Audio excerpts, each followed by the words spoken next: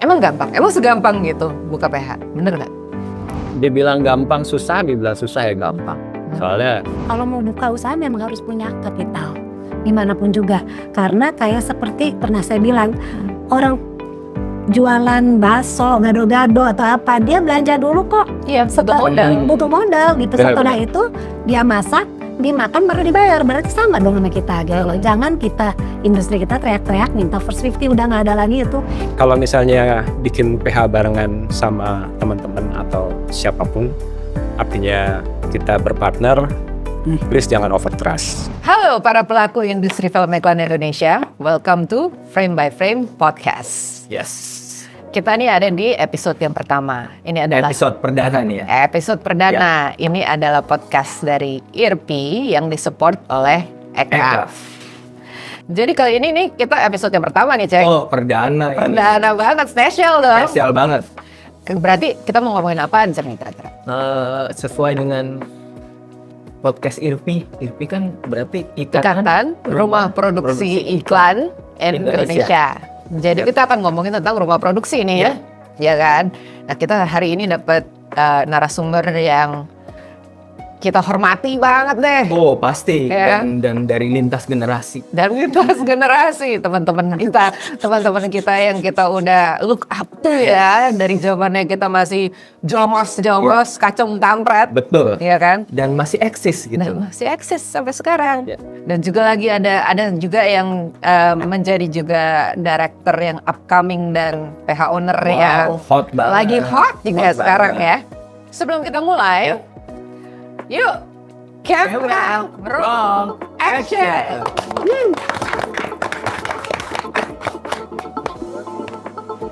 Oke, hari ini nih untuk para narasumber kita mau ngomongin gampang nggak sih buka PH iklan itu? Iya nggak sih? Gampang-gampang susah. Gampang-gampang susah. Kayaknya nggak semua orang ngerti. Iya Betul, nggak? Nggak betul. semua orang ngerti. Ada sisi legalitasnya, ada sisi pengertian bisnisnya, Betul. ada pengertian produksinya, banyak ya. Izinnya juga tuh. Izinnya nggak gampang. Nggak gampang. Exactly. Kita langsung aja ya ke narasumber kita ya. Betul.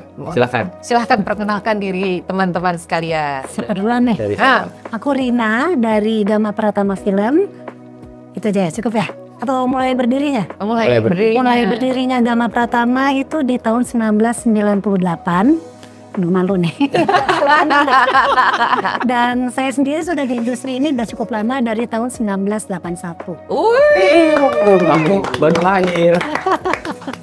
2 tahun saya Kamu masih juga. jadi tumbuhan. Ya, silakan Mas. Oke, kenalin nama gua Vico.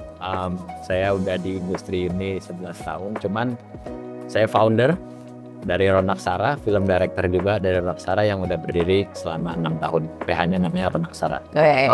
Oke. Dan juga terakhir? yang terakhir. Saya Daniel dari Glow Films. Glow Films berdiri dari 2008 sampai sekarang. 17 tahun. Ya. Anak muda amat ya. Oh, lama. Dan saya di Glow Films sebagai executive producer juga COO. Oh ya. Director juga bukan? Ya, director kalau dibutuhin, sama kalau nggak ada director lain yang mau. Biar marginnya kejaga ya.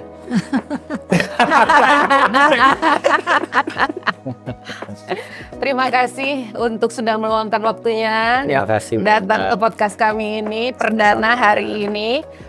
Insight-insight yang pasti akan membagongkan nanti Iya. buat orang yang nonton. Dan penting buat pemirsa untuk mendapatkan sesuatu dari narasumber kita ya. Yes. Oke. Nah, ini aku mau nanya nih ya. Langsung aja ya kali ya kita ngobrol langsung. Pertanyaan pertama nih. Dengan melihat kondisi marketnya kali ini, kan kita melihatnya sekarang nih ya, kayak banyak banget nih orang yang buka PH. PH itu kayaknya gampang banget, orang bilang buka PH itu gampang gitu. Dari pengalaman Bapak, Ibu, Mas, Mbak, dan semuanya masing-masing, emang gampang? Emang segampang gitu buka PH? Bener nggak? Silakan Mas Viko dulu deh. Kita dengar nih perspektif yang paling muda nih. Dibilang gampang susah, dibilang susah ya gampang. Soalnya ada hal-hal yang saya udah bekal sebelumnya. Tadi saya udah bilang 11 tahun saya di industri ini, tapi baru 6 tahun PH-nya. Jadi nggak serta-merta tanpa knowledge saya bikin. Oh jadi nggak sekonyong-konyong Benar, bikin. benar. Jadi udah ada bekalnya 5 tahun dulu. Saya ngelihat industrinya bagaimana, cara iklan itu bekerja sama dengan klien itu bagaimana. Terus juga sambil jalan saya belajar jadi director dan belajar bisnisnya juga gitu. Jadi dibilang susah, ya sebenarnya harus ada bekalnya. Ya ada tahapannya. Dibilang gampang, ya again nggak bisa kita sepelein. Benar-benar perlu persiapan yang matang buat bikin PH. Mungkin nanti bisa teman-teman yang udah senior nih nambahin ya, karena mungkin saya paling baru, tapi paling enggak buat yang paling baru pun butuh belajar. Nah, itu tuh, buat yang paling baru pun butuh belajar. Challenge yang paling challenging buat kamu tuh apa, Fik? Yang kamu menyadari, waduh gitu. Again, challenge yang paling challenging adalah kayak jualan somai adalah nyari pembeli somainya. Ya kalau juga kita jualan jasa rumah produksi, nyari klien ya. Paling challenging di pertama karena soril masih terbatas, pendanaan juga terbatas. Buat bikin orang nengok nih kita harus sedikit atraksi. Salto gitu. Jadi ada sedikit yang ya lebih effort karena pengalaman masih minim segala macam. Ya itu paling susah adalah nyari klien pertama kita. Oke. Itu tuh sampai masuk ke dari PH buka sampai klien pertama dapat berapa lama tuh kalau boleh tahu?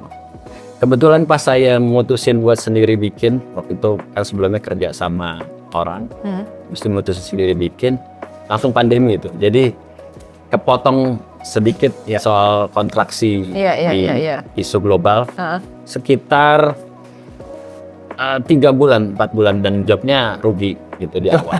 Tapi buat PH baru kena pandemi 3 bulan dapat job tuh lumayan. Lumayan. Oke loh. Nggak gampang. Nggak gampang. Nggak, maksudnya untuk mendapatkan kepercayaan juga kan itu suatu hal yang luar biasa. Iya. Mungkin beruntung lah sedikit waktu itu. Jadi klien pertama ya beruntung untuk merugi. Beruntungnya di networkingnya. Oke. Jadi kayak Intangible ya. intangible value ya, benar-benar. Intangible investing jadinya ya. Barina. Oke, aku tuh dari JWT pindah ke PH, kerja sama PH dulu, namanya Catena Film. Tahun itu 2004, 2005 kalau nggak salah di Catena Film selama 2 tahunan. Dari situ saya belajar, karena JWT kan beda kan, karena itu agency ya. Iya. Justru di Catena Film saya banyak belajar.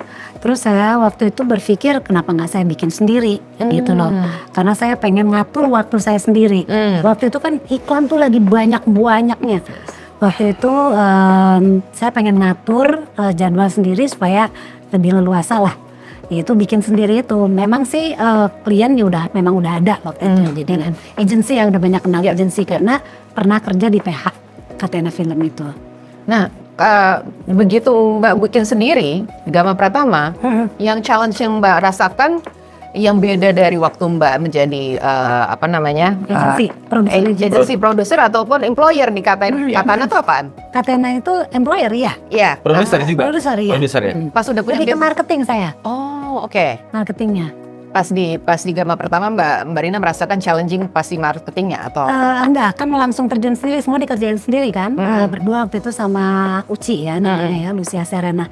Nah itu ya kita kerjain sendiri semuanya memang, dan budget itu nggak ada. Memang paling penting tuh adalah kita punya modal. Waktu itu memang nggak.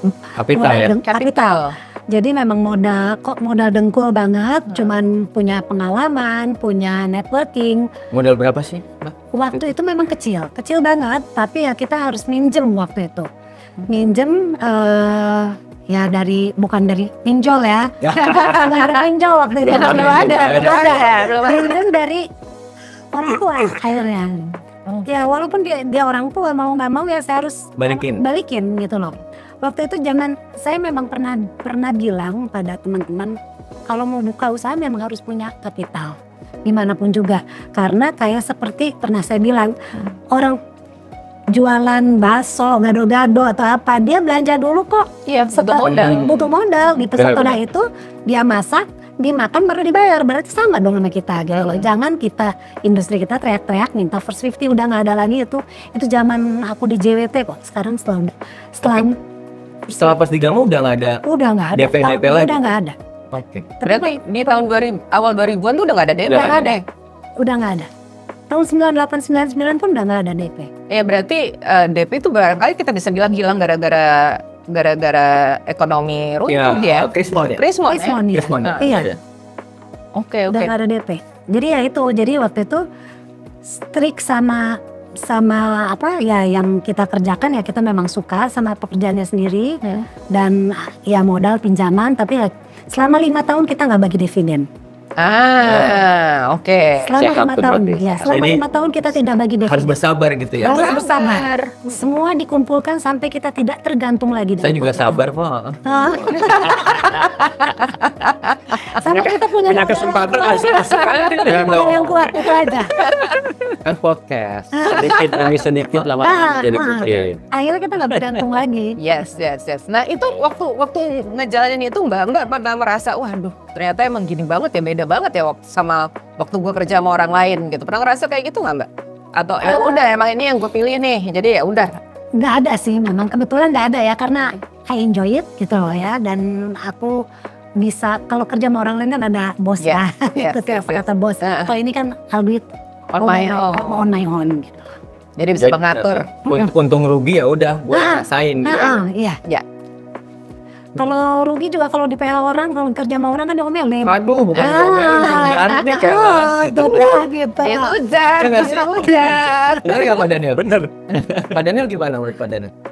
Oke, kalau gue sih tadi pertanyaannya bikin PH itu gampang, setuju atau enggak gitu ya? Ya tantangannya apa? Tantangannya. Kalau tantangannya banyak sih sebenarnya ya. Kayak gue merasa gue pernah bikin PH dulu sebelum sekarang. Sebelum yang glow. Ya sebelum Oke. itu 2003 sampai 2025. Awalnya kita bikin itu memang gampang karena kita bikin hanya dalam memperkirakan bahwa ini PH punya legal, terus kita bisa berusaha. Begitu legalnya jadi gampang. Tapi begitu kita menjalankan bisnis, ya itu susah. Susahnya di mana gitu? Waktu itu kita bertiga. Gue ada teman gue sama sahabatnya istri gue. Itu sebenarnya kita bertiga sahabatan.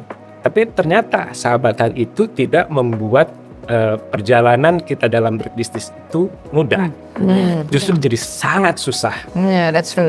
Kenapa? Pertama yang terjadi adalah kita terlalu percaya satu sama lain. Saking terlalu percaya satu sama lain, akhirnya kita tidak bisa membedakan mana bisnis, mana pertemanan. Kedua, yang tahu tentang produksi dan manajemen itu cuma satu partner gue tahu tentang produksi karena kebetulan dia juga director. Yang tahu tentang manajemen cuma gue doang. Itu juga karena gue baru belajar pada saat itu dari teman gue. Oke. Gue sadar gitu loh. Ya. Begitu mau jalanin satu bisnis ya gue harus belajar. Ya. Apa yang gue nggak tahu pada saat itu adalah ya gue nggak tahu manajemen. Ya gue belajar manajemen. Yang miss pada saat itu adalah gue nggak belajar soal finance. Gue terlalu percaya pada orang finance yang ditunjuk sama partner gue. Aduh, kejadiannya ya akhirnya kalau tadi Mbak Rina bilang kita 5 tahun ada sepakatan 5 tahun tidak mengambil Dividen. Sama, kita juga begitu Mbak.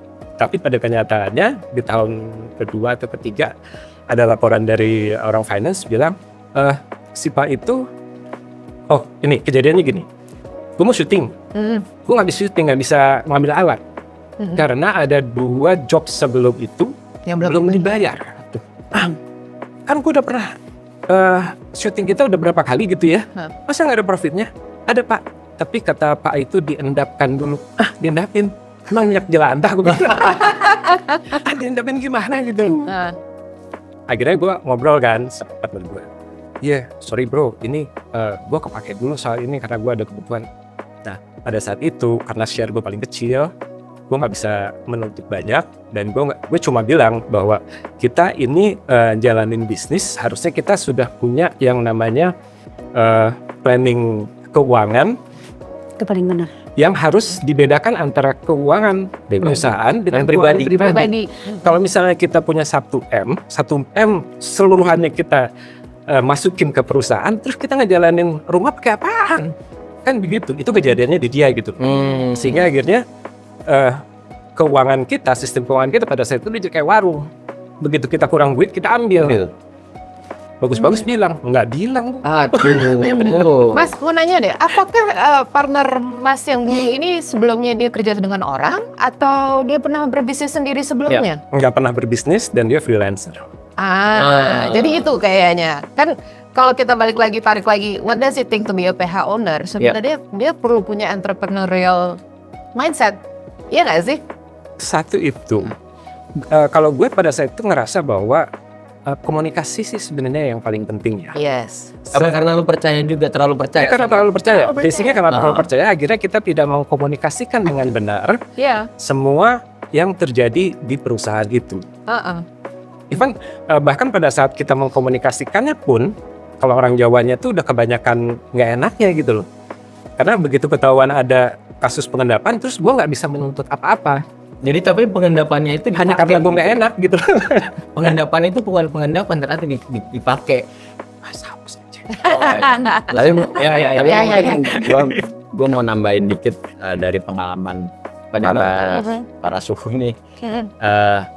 Susah atau gampang, kayaknya kalau di depan gampang itu bakal susah. Betul. Kalau di depan susah, itu ada kemungkinan buat gampang di terakhir. Kayaknya sih kayak gitu, susah atau gampang. Kayaknya ngerangkumnya dan dari yang saya jalan. jangan menggampangkan. Iya, jangan gampang. Nantinya susah. Oke. Oke. Sekarang kita balik lagi ke perspektif ya. Tadi aku ngomong entrepreneurial mindset, karena nggak semua orang ternyata punya pemikiran entrepreneurship gitu loh. Benar. Belajar berbisnis dan mengerti berbisnis itu even though mereka ngerjain suatu kerjaan itu bagus, misalnya orang jadi director atau produser, tapi belum tentu mereka punya jiwa entrepreneur yang mau mengerjakan, mau mengerti. Nggak semuanya tuh kayak gitu, itu kan perspektif yang berbeda ya. Nah, aku mau nanya nih, untuk Mbak Rina. Mbak Rina udah segini lamanya, Iya. rahasianya bertahan gitu ya, dan selalu masih menjadi relevan, ya nggak sih? Sekarang kita tanya teman-teman agensi, pasti nggak ada yang nggak tahu tuh Gama Pratama siapa, ya kan? Udah semuanya pasti angkat topi. Itu apaan sih, Mbak? Sebenarnya sih nggak tahu ya apa penyebabnya, saya nggak tahu sendiri ya. Mungkin kita selalu memberikan yang terbaik. Terbaik tuh bukan berarti servis ya. Ini kan kita lagi suka menceritakan servis ya, agak berlebih ya. Memberikan yang terbaik dari hasil produksinya. Itu aja gitu. Value-nya gitu. Value-nya. Jadi kembali lagi sebenarnya kembali lagi adalah mungkin saya agak sedikit melenceng jauh dari ini, kembali lagi ke kekuatan kapital ya. Ini ada gunanya, soalnya gimana pun juga kita ngomongin bisnis. Dan bisnis itu gak jauh dari uang. Sebenarnya. Modal, iya. Saya pernah waktu di JWT itu, saya waktu syuting selesai sampai jam 7 pagi. Ya, waktu saya di JWT. Ternyata overtime sampai jam 7 pagi, dan saya waktu itu nggak tahu kalau kru tuh kalau sampai lebih dari jam 3 pagi tuh bayarnya jauh lebih mahal kan. Double. Tapi kan buat kita sebagai agensi waktu itu kecapean banget gitu loh. Ternyata yang membuat overtime lama bukan karena kita, setnya belum jadi. Setnya belum jadi, terus saya tanya kenapa? Karena PH-nya baru mengeluarkan uang setnya tuh di hari syuting. Nah semenjak itu saya buat saya itu mental banget. Waktu saya punya PH sendiri, saya bilang saya nggak mau ada hiccup dalam production. Gitu loh. Jadi itulah makanya kapital kembali kuat supaya tidak ada hiccup. Kalau ada hiccup di dalam production itu akan efeknya jelek ya. Di luar service ya. Maksudnya hasil produksinya tuh bagus, memuaskan, sesuai janji yang kita janjikan gitu. Itu aja. Mungkin itu ya yang kita pegang selama ini. Jadi makanya ya nggak merasa fail lah gitu loh. Beli kucing dalam karung tuh nggak banget gitu loh. Karena dengan experience-nya Mbak Rina yang segini lamanya, dengan juga belief-nya Mbak Rina itu tadi, yang aku rasa sangat benar ya buat semua orang, itu menjadi reputasinya Mbak Rina selalu relevan sampai sekarang, ya nggak sih, nggak ke klien, nggak ke teman-teman agensi. Dan banyak juga teman-teman yang ingin berburu lah ya dengan experience experience yang kayak wah nih kayak apa sih idol gitu ya. Iya. kayak enggak menurut jujur aja nih nggak mudah loh, nggak banyak PH sekarang yang tahun 90 awal 2000 itu yang banyak bertahan sampai sekarang, banyak 1-2 gitu kan. Iya. dan Alhamdulillah. dan aku rasa Mbak Rina orangnya juga sangat ingin berbagi ya. Iya, Itu iya. juga sesuatu yang nggak semua Ya orang makanya kayak gitu. datang ke podcast ini beliau nggak ragu-ragu, terus kayak Iya, open banget. sharing semua pengalamannya, ya harusnya bermanfaat buat pemirsa ya. Nah, Amin. Yang Insya Allah. ini podcastnya ya. yes. Nah, kalau perspektifnya dari Mas Daniel tadi itu gimana Mas? Kenapa akhirnya berhenti dan decided oke gue coba lagi gitu, berani gitu untuk Iya. walaupun gagal tapi pengen nyoba lagi. Oke, karena gini, pada awal gue bikin itu tahun 2003, gue menganggap bahwa ini sebenarnya potensial untuk dijalanin asal kita punya bekal itu yang tadi gue bilang. Bekal manajemen, bekal pengetahuan finance, pengetahuan tentang produksi, komunikasi yang baik. Satu lagi proyeksi bisnis ya, artinya di awal gue bikin itu gue sampai belajar sama temanku itu bagaimana membuat proyeksi bisnis dalam 3 tahun. Jadi kita tahu 3 tahun itu di tahun pertama cost-nya apa aja untuk sebuah PH, mulai dari tempat, gedung ya. Pada saat itu orang bikin PH tuh masih yang pengertiannya PH kita tuh harus yang sophisticated, kayaknya keren gitu, harus ada tempat biliarnya, harus ada tempat meetingnya, fancy. Pada saat itu begitu. Iya. Pada saat itu pun gue melihat bahwa dan banyak banget ya gitu loh. Sementara kita masih belum tahu, kita masih belum bisa tahu seberapa besar Dapat klien yang kita bisa Yes. raih pada tahun itu gitu loh. Itu udah gue ingetin gitu.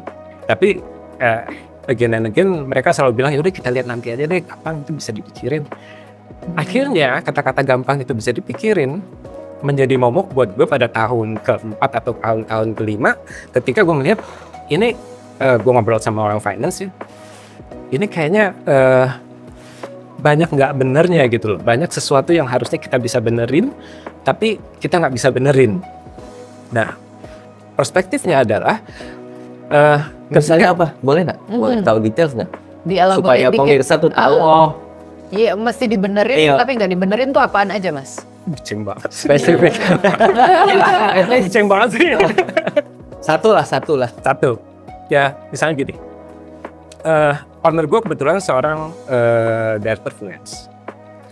Sorry, Vic, agak nyangkut-nyangkut nih.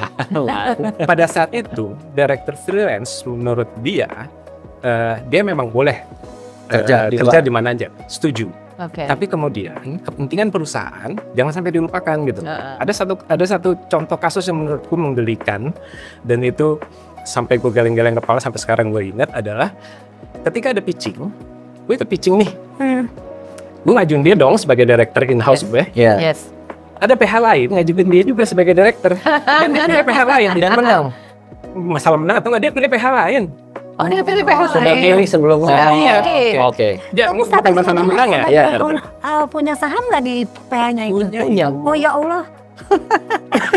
Itu kayak question mark dong. Red flag bukan question mark lagi. Iya, red flag. Ngapain lo bikin PH? Iya. Nah, ya. Iya. Iya kan, gitu loh. Oke, fine, lo butuh sesuatu untuk menghidupi keluarga lo. Itu yang seperti yang gue bilang bahwa ketika lo nyemplung, ya mestinya lo tahu dong, lo harus bisa ngebagi antara finance, keuangan keluarga dan keuangan kantor. Gak bisa semuanya full gitu. Gue nggak tahu, mungkin dia udah keburu full atau gimana, gue nggak tahu ya. Gitu. Tapi gue menangkapnya seperti itu gitu. Jadi akhirnya dia berusaha mati-matian untuk partner gue itu berusaha mati-matian untuk bagaimana dia bisa menghidupi kehidupannya dia sehari-hari secara pribadi, tapi agak lupa nih sama perusahaan yang dia buat. Sehingga akhirnya yang di tahun ke-4, tahun ke-5 itu PH kita harusnya orang sudah banyak tahu, jadi kebalik. Jadi yang banyak tahu adalah, oke, gue tahu dia nih sebagai seorang director, Tapi nggak tahu PH-nya. Tapi nggak tahu PH-nya. enggak. Karena Yang tahu PH-nya paling lo doang. ya karena gue freelance sama lo. Apa PH-nya? Sudahnya PH Mawar. Jadi kayak gitu. Nah, kenapa sekarang akhirnya gue berani Buka PH lagi. buka PH lagi? Karena gue memutuskan untuk gue pakai PH dengan keluarga sendiri. Yang lebih bisa dikontrol, yang lebih bisa disatukan pemikirannya, dan yang bisa belajar dari pengalaman sebelumnya gitu. Artinya kebetulan keluarga itu juga tahu bahwa oke, dia PH yang lalu salahnya adalah di sini, berarti kita jangan lagi Melakukan kesalahan hal yang sama. sama, terutama dari sektor finance dan pajak. Ya. Kebetulan pada saat itu juga pajaknya parah tuh. Oh, oke. Sekarang juga sih, tapi Tapi masih mending bukan lah. salah kita. Ya. Kalau itu kan beneran salah. Iya. Gitu ya. Oke. Nah, Viko, kalau dari kamu, kenapa kamu berpikir, gue mau buka PH nih? Padahal kita tahu nih ya, sekarang tuh bukan heyday-nya iklan seperti PH iklan seperti zamannya Mbak Rina waktu dulu baru mulai nih. Ya, betul. Ini challenge-nya beda lagi. Tapi kenapa kamu optimis? Gue mau nyoba nih. Bodo amat, gue mau nyoba, kayaknya gue bisa nih. Nah, itu kenapa tuh, Fik? Coba tolong elaborate. Mungkin gara-garanya, mungkin bukan optimis tapi optimis kali ya. Jadi saya waktu itu nawarinnya kan dari produser asisten seperti biasa, masuk di iklan paling cepat. Diterima tuh mungkin di situ ya. Iya, PA. Pembantu abadi. Kemudian pas sambil jadi PA, ya videografi dan ngedirect, Ya. itu self proclaim lah buat Ya. ngedirect gitu. Nah setelah itu baru tahu ternyata susah gitu ngedirect terus segala macam, ikut director beberapa lah, ada 2 director yang lumayan jadi guru, Pak Teddy Suratmaja sama Pak Ical Wendatu, guru saya. Terima kasih sama mereka. Dan kenapa berani? Karena saya lihat saya nggak ada yang ngoling pas keluar dari mereka berdua gitu. Kok nggak ada kesempatannya? Saya nggak mau nyalahin kondisi, tapi saya nyalahin diri saya sendiri. Ternyata saya belum cukup punya soril pada saat itu. Dan akhirnya ternyata krisis itu, makanya saya bilang optimis. Krisis itu yang bikin saya, gue nggak ada yang ngolin nih, berarti gue harus bikin opportunity-nya sendiri. Creating opportunity ya. Dimana saya akhirnya bikin PH, reach out teman-teman lama, karena basicnya dulu saya manajemen bisnis kuliahnya. Jadi udah lumayan ada bekal. Dari SD saya jualan baju, terus SMP saya jualan celana dalam, boxer, gitu, zaman-zaman emo. Boxer. Bukan, celana boxer. Sampai dikatain Viko jual celana dalam. Tapi saya senang sama challenge itu segala macam. Saya ternyata senang bisnis basicnya, dan kuliah saya jualan buku. Jadi saya jualan buku, jadi nenteng buku. Itu zaman ibu kan zaman apa? Celana lorot. Nah, itu udah. Itu boxer. Cuan banyak dong. Distro itu. Pinter Akhirnya ini ada opportunity yang based on gak laku tadi. Kalau nawarin ke PH kan nggak mau beli kucing dalam karung tadi, kayak butuh soril dong. Akhirnya saya bikin soril pakai Ronak Sara. Akhirnya 14 gitu. Itu kenapa berani? Ya karena nggak ada opportunity-nya, malah bukan berani karena ada opportunity-nya. Karena tidak ada opportunity, lo nge-push yourself to create opportunity. Dan alhamdulillahnya, pada saat itu startup lagi naik. Jadi startup naik, semua startup itu uangnya banyak dan iklan. Ya. Jadi job-job saya kebanyakan Viko, karena director A, B, C nggak bisa, lagi rame, ya lu deh terpaksa. Gitu. Dan saya harus buktikan pada saat itu. Mulai dari budget-budget yang limited sampai yang menyenangkan. gitu. Jadi berarti dari kecil itu lo juga sudah belajar to have an entrepreneurial mindset ya, kayak gitu. Karena SD 6 tahun, SD saya 5. Jadi saya pindah-pindah dan ya lumayan lah kayak Laskar Pelangi, adik-adik. Saya harus survive di keadaan, ya nggak mau mendramatisir saya punya masa lalu, tapi itu kenyataannya ternyata 5 SD yang berpindah dengan orang tua yang berpindah, dan kadang saya nggak ada orang tua yang di samping saya, bikin saya terbiasa untuk bagian tawar-menawar, dibully, balikin dari mana gitu. Ternyata itu bekal juga buat ternyata ya kayak gitu. Survival. Hebat. Tapi sorry, aku mau nanya. agak ini. Gimana sih? Niko kan ini kan apa executive producer juga, terus director juga itu jualannya gimana ya? At the same time. Sebenarnya ada partnerku namanya Rizky Adrian. Dia role-nya executive producer. Itu juga kita berbagi hal yang mengenai teknis perusahaan dialah, yang mengenai kreatif dan lain-lain saya. Memang mungkin kayak Mas Bucing juga, kita adalah PH yang punya in-house director yang betul, yang akhirnya jadi USP gitu. Kalau ya misalnya Syndicate kelihatannya kemasannya seperti apa, Ronaksara seperti apa. Mungkin jualannya kalau Ronaksara USP-nya adalah PH yang bercerita storytelling. Oke. Baik sedih atau lucu. Cepatnya sih gitu cara jualannya gitu. Oke, nice. Jadi sebenarnya role-nya itu orang datang karena Viko gitu ya.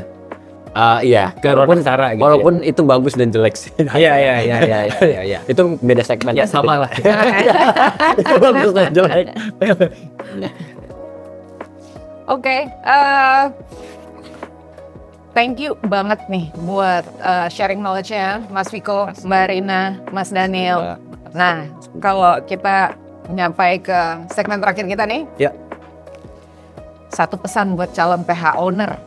Apaan? Mas Viko? Jangan lembek gitu. Jangan lembek dalam artian mau di bidang apapun pasti akan ada yang nggak suka, akan ada pertentangan, akan ada challenge gitu. Like dislike. Ya maksudnya dunia tuh nggak berputar sama teman-teman. Misalnya teman-teman Gen Z nih para pemasuk akan ada challenge yang di luar dugaan. Nah, pesannya kalau kita udah lembek di awal, kita bakal nggak bisa ngelanjutin ke step-step yang lain. Kalau dari saya, PH yang seumur jagung, kayaknya baru bisa ngomong sependek itu. Nanti sisanya lebih panjang mungkin. Ya jangan lembek gitu. Pinter juga ya. Dioper, kasih dioper. Nggak bisa ngomong banyak-banyak, tapi dia kaya loh. Supaya kita punya bahan. Iya. Tapi sebenarnya benar itu jangan Ya. lembek, pastinya seperti itu. Kalau mau bikin PH ya nggak boleh lembek. Banting tulang benar, tapi yang perlu diingat PH itu harus PT kan, Iya. ya kan?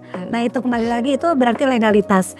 Kita sebagai PT itu nggak bisa lari dari pajak. Jadi tolong kalau bisa jangan sampai industri kita jelek gara-gara pada mangkir Angkir. Pajak. pajak segala macam. Usahakan kita patuh pajak. Jadi industri kita tuh tetap kelihatan memang kredibel. Yes. Itu aja. Jadi quotation-nya juga harus tetap dihitung pajak, ada pajaknya. Iya, jangan Jangan cuma pengen dapetin kerjaan, kerjaan lupa paling bayar penting pajak. PPN tetap harus dikeluarkan 11%. Ya. segala macam Ya, gitu betul. loh. Itu paling penting. Jangan ini karena kita membuat ini bukan CV atau rumahan Yes. segala macam Atau warung ya. atau warung karena ini kan kita bikin dalam bentuk PT PT. gitu loh, perusahaan terbatas. Jadi patuhilah peraturan-peraturannya. Yes. Dan tadi Aja. maksudnya untuk kan pesan buat calon PH baru atau mengenai sustainability juga penting ya gitu ya Mbak. Iya, sustainability maksudnya penting di mananya tuh? Ya tadi kapital. Iya, kapital. Supaya kalau bisa kita harus kuat. Yes. Jangan sampai ada hiccup dalam production, jadi nanti diomongin tuh sama agency, diomongin terus agency ngomong, nah itu Hilang trust. hilang trust. Itu aja. Di luar dari service ya yang sekarang memang lagi gimana-gimana gitu ya. Service dalam bentuk lain adalah hasil yang memuaskan, yang sesuai yang kita janjikan. Gitu aja. Output. Kalau dari Mas Daniel? Kalau misalnya bikin PH barengan sama teman-teman atau siapapun, artinya kita berpartner, please jangan over trust. Ya. Belajar semua aspek dalam bisnis tersebut supaya kita nggak gampang dibohongin dengan sengaja atau tanpa sengaja. Kadang over trust itu membuat jebakan di diri kita sendiri. Maksudnya partner kita tidak seperti itu, tapi bisa menjadi merugikan ketika tidak ada komunikasi yang jelas. Terus Fungsi controlling dong itu ya. fungsi kontrolnya, ya termasuk belajar mengenai produksi ya. Karena di dalam produksi pun kita, kalau kita nggak tahu banyak, kita berpotensi dibohongin sama orang produksi. Ada kejadian seperti itu kan. Iya. Jangan sampai dibohongin kita. Terus yang terakhir buat yang bikin PH, jangan banyak-banyak lah orang-orang bikin PR ntar kita banyak saingan sih. Ngomongin partner kan Mbak Rina gambar kan nggak cuma 2 orang, ada 3 Iya, orang. tadinya karena berdua. Managingnya gimana? Dia gini, awalan tuh karena berdua, tapi kan gak enak akhirnya. Either putusan gue atau lu. Iya, Iya, betul. iya, iya. Selalu butuh 3. Harus Selalu ganti gitu, ya. iya. Karena waktu itu aku bilang sama Uci, kita jual saham kita yang tadinya 50-50 menjadi 40-40, yang 20 lagi kita kasih Kembali. Dia belilah Mbak Lis. Jadi paling nggak kalau ada keputusan 2+1 lah gitu. Iya. Itu aja. Yes. Voting. Itu voting. Karena kalau berdua memang gak enak banget. Apalagi yang satu dominan, yang satu nggak dominan gitu ya. Jadi kurang enak, kasih nggak enak aja gitu loh. Jadi itu waktu itu saya bilang, nah Uci, kayaknya kita nggak bisa kayak gini nih.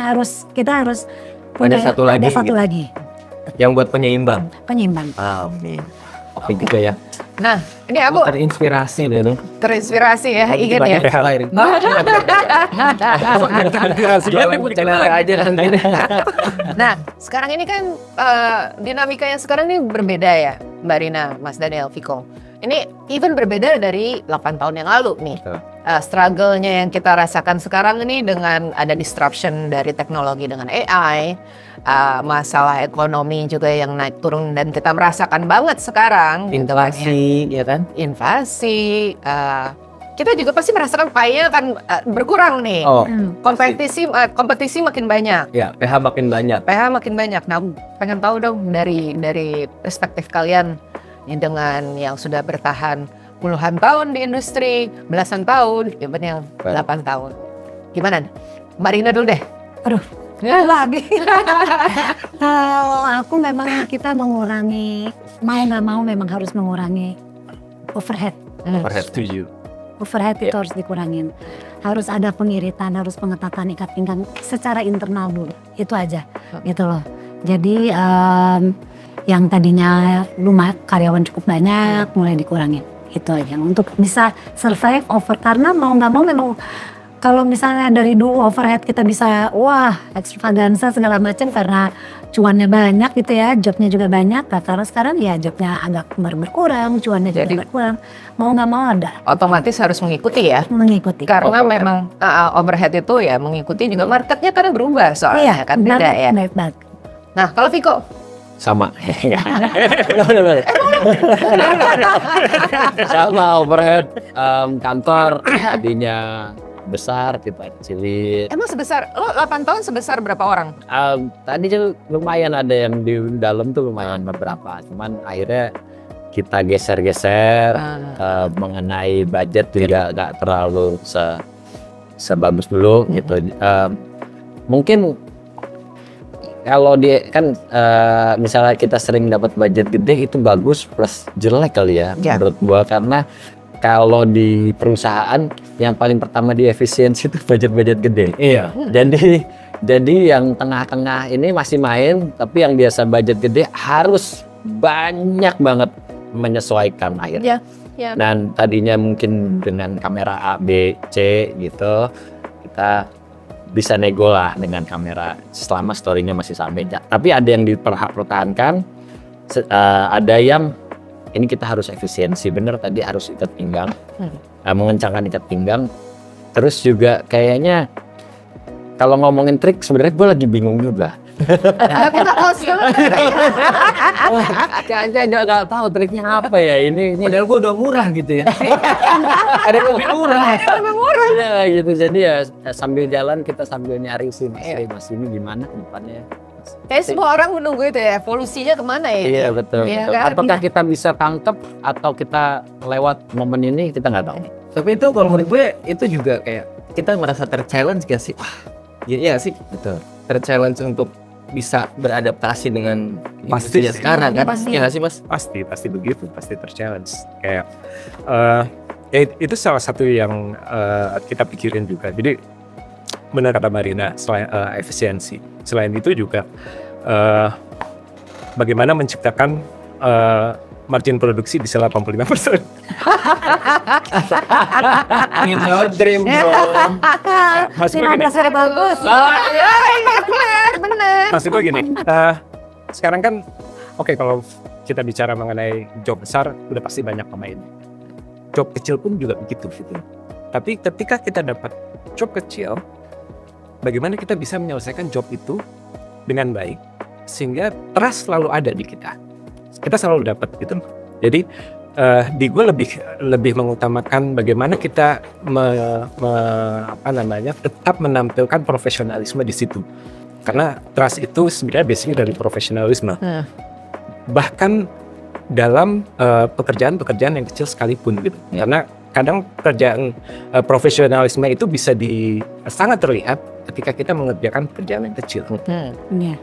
Sampai sejauh mana komitmen kita bekerja di job itu gitu. Karena begitu kita ambil job, kita udah sepakat kan ya. Kita udah harus komit gitu. Meskipun marginnya kecil atau segala macam ya, kita tetap harus selesaikan itu dengan baik sehingga orang pun melihat hasilnya bagus, klien yang ngasih pekerjaan kita juga happy, tetap kita juga ada rasa puas yang melihat bahwa oh ternyata nggak hanya pekerjaan besar yang gue bisa kerjain dengan baik, pekerjaan kecil pun dan Pekerjaan kecil pun marginnya lebih good. Ya sih, bisa jadi. Bisa jadi. 95%. Bisa jadi. Ini pakai AI. Dan kita nggak cerita-cerita. Ya ketahuan dong sekarang. Mungkin maksudnya Mas Daniel semua pekerjaan besar. Budgetnya yang ada yang besar. Iya. Semua pekerjaan itu ya punya dedikasi. Ya, punya tanggung jawab yang besar. Ya. Betul. Ya, jadi itu ya Ceng ya. Berarti ini episode pertama kita tahu nih sekarang artinya bikin PH itu nggak gampang. Nggak gampang. Nggak gampang. Kita masih bingung kok. Kita juga belajar kan.